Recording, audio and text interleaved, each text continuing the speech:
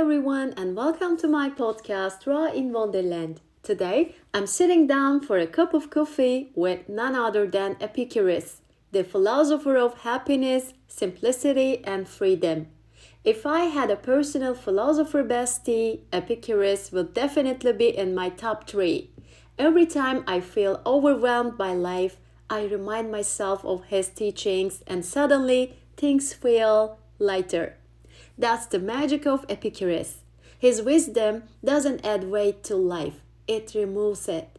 He tells us, hey, you don't need that stress. You don't need that fancy car. You don't need that existential crisis. He gives us permission to simplify, to breathe, and to stop chasing things that don't actually make us happy. So, who was he? What did he actually say about happiness? And why is his name still misunderstood as that philosopher who just wanted to party and eat a lot? Spoiler, that's not what he was about. Let's dive in. Epicurus was born in 341 BCE on the Greek island of Samos. He was raised in a simple farming family, received a classical Greek education, and was influenced by Plato and the Cynics. But here is the twist.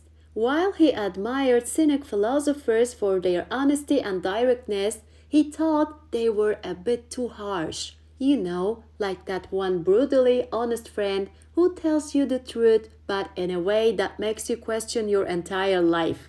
Epicurus wanted to teach wisdom with kindness. He believed in truth but with gentleness and grace. Now, here is where it gets interesting. In 306 BCE, Epicurus did something revolutionary. He bought a house with a garden in Athens and turned it into a philosophical community. This place became legendary.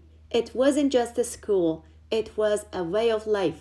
And do you know what was written on the entrance? Stranger, here your time will be pleasant. Here our highest good is pleasure.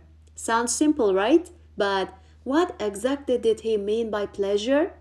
Because trust me, it's not what you think. Here comes the great misunderstanding. Did Epicurus just want to party? For centuries, people have misunderstood Epicurus. They say things like, oh yeah, he was all about pleasure, eating, drinking, luxury, basically the ancient Greek version of a Vegas weekend. Wrong. Epicurus wasn't about excess. He wasn't about wild pleasure seeking. In fact, he said something that might surprise you. Not what we have, but what we enjoy constitutes our abundance. In other words, happiness doesn't come from more. It comes from enjoying what you already have. So, what did he actually teach? Epicurus had a four-step guide to happiness, and honestly, it still holds up perfectly today. 1. Don't fear the gods. The universe doesn't revolve around divine punishment. No need to stress about being struck by lightning if you eat that extra cookie. 2. Don't fear death. When you're alive, death isn't here. When that comes, we won't be here, so why waste time worrying about it? 3. What is good is easy to obtain. The things we really need, food, water, shelter, friendship, are actually simple and accessible. It's luxury we don't need. 4. What is terrible is easy to endure. Pain, sadness, difficulty, they come and go. Nothing is permanent, so even suffering will pass. Now, tell me, if you had this mindset, wouldn't life feel so much lighter? One of Epicurus' most famous teachings is, "Death is nothing to us." And I know at first this sounds cold or even depressing, but let's break it down. Death is simply the absence of consciousness. If we don't exist, we can't feel pain, worry, or regret. So, why spend this life stressing about something we won't even experience? I always imagine Epicurus saying this while sipping his coffee, completely unbothered by the chaos of life. He basically tells us, relax, you're here now, focus on that. Now, let's talk about Epicurus' garden because this was not just a philosophy school, it was a revolution. Unlike Plato's Academy or Aristotle's Lyceum, Epicurus welcomed everyone. Women, yes. Slaves, absolutely. Regular people, not just scholars, 100%. In a time when society was obsessed with status, he said, everyone deserves happiness. And honestly, that's why people loved him. His teachings weren't just for elites, they were for everyone willing to listen. So, should we just escape society? Epicurus believed that modern life, even ancient modern life, was so stressful. Too much ambition, too much greed, too much noise. So his solution? Move to a peaceful place, live simply, enjoy friends, philosophy, and good food. Now I know what you're thinking.